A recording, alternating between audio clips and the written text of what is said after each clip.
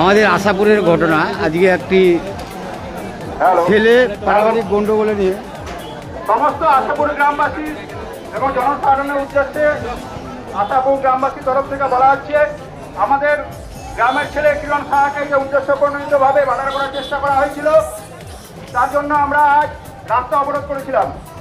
প্রশাসনের সাথে কথা বলে প্রশাসন আশ্বস্ত করায় আমরা আজকের মতো আন্দোলন স্থগিত রাখলাম।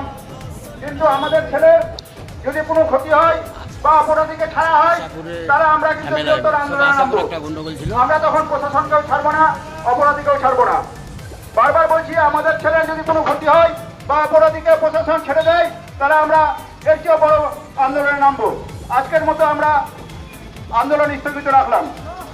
সকলকে অনেক অনেক ধন্যবাদ আমাদের আন্দোলনে সামিল হওয়ার জন্য।